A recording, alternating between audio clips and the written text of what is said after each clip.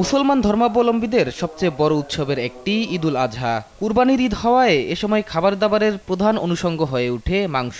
বিরামহীন মাংস ভোজন চলে অন্তত ৫-৭ দিন। তবে অল্প সময়ে এত বেশি মাংস খাওয়ায় দেখা দিতে পারে ভয়ানক স্বাস্থ্য ঝুঁকি। অতিরিক্ত মাংস ভোজনে কোষ্ঠকাঠিন্য, গ্যাস্ট্রিক, ডায়রিয়া, হার্ট অ্যাটাক সহ নানাবিধ সমস্যা দেখা দিতে পারে বলে মনে করেন চিকিৎসকরা।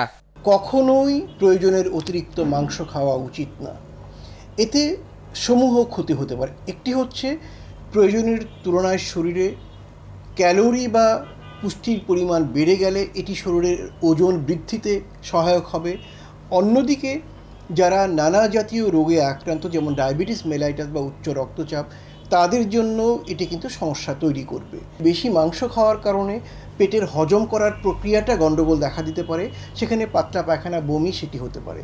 অনেকে অতিরিক্ত মাংস খাওয়ার পরে গিয়ে শুয়ে পড়লে যেটি হয়, পাকস্থলী উপর দিকে উঠে হৃৎপিণ্ডের উপরে চাপ দেয়, ফলে হার্টের অস্বস্তি বা হার্টের অ্যাটাক হতে পারে। গরু খাসি খারাপ সবাই আমরা জানি, কিন্তু অতিরিক্ত শর্করা, যেমন চায়, চিনি, মিষ্টি বাদ দিতে হবে, ভাতটা কমিয়ে আনতে হবে। এটুকু করা গেলে লিভার ভালো থাকবে, হার্ট, ব্রেন, কিডনি সব ভালো থাকবে।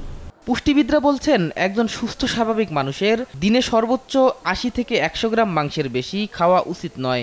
সুস্থ স্বাভাবিক মহিলাদের ক্ষেত্রে ৪৬ গ্রাম আর পুরুষের ক্ষেত্রে ৫৬ গ্রাম পরিমাণ মাংস সে ইনটেক করতে পারবে।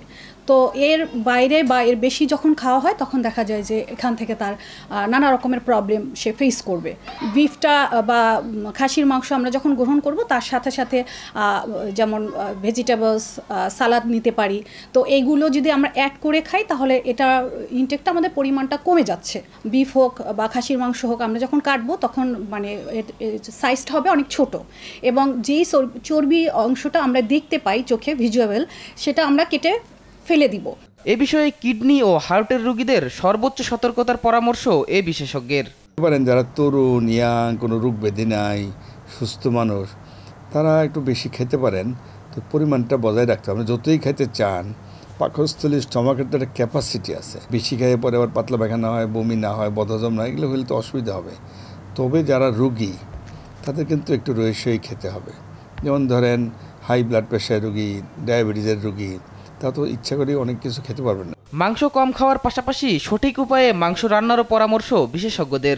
অতি ভোজনটা কোনো ক্রমেই শরীরের জন্য ভালো না। শাহেদুজ্জামান সাকিব, দেশ টিভি, ঢাকা।